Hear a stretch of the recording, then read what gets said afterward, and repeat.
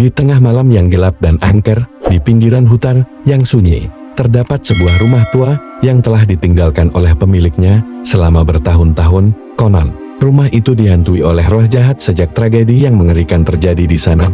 Mari kita mulai kisah yang menyeramkan ini.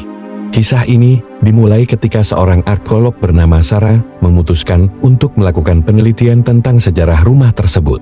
Sarah datang ke rumah itu dengan penuh semangat, membawa peralatan penelitian dan kamera untuk merekam setiap detail. Saat ia memasuki rumah yang sudah lapuk, ia merasa sejuk dan terasa ada seseorang mengawasinya. Namun, dia mengabaikan perasaan itu. Selama beberapa hari, Sarah terus bekerja di rumah tua itu, tapi semakin malam, semakin sering terjadi kejadian aneh. Ia mendengar suara-suara aneh di malam hari, seperti langkah kaki di lorong dan bisikan-bisikan tak jelas. Ia merasa semakin tertekan, tapi ia tidak ingin meninggalkan penelitiannya. Suatu malam, ketika Sarah sedang mendalami catatan-catatan sejarah rumah itu, dia tiba-tiba melihat bayangan wanita tua yang muncul di depannya.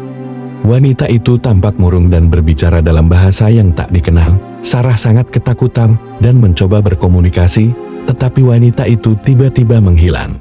Sarah berjongkok di depan meja dengan catatan-catatan sejarah. Di sudut ruangan yang gelap, bayangan wanita tua tiba-tiba muncul. Sarah menoleh dan mata mereka bertemu. Wanita itu berbicara dengan suara yang penuh penderitaan, tetapi kata-katanya tak dapat dimengerti. Sarah berteriak, namun wanita itu lenyap. Sarah menggali lebih dalam ke dalam sejarah keluarga yang pernah tinggal di rumah itu. Dia menemukan jurnal tua Isabella, putri yang tragis yang dituduh berhubungan dengan ilmu hitam.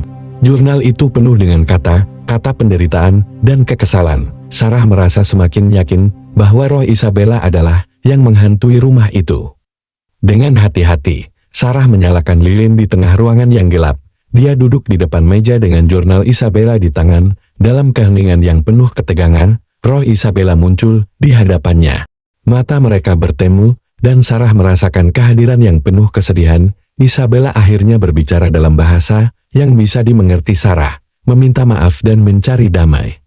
Setelah komunikasi itu, aktivitas supranatural di rumah itu mereda. Sarah merasa bahwa ia telah membantu roh Isabella menemukan damai. Rumah itu tetap sunyi, tetapi tak lagi dihantui oleh kehadiran yang jahat.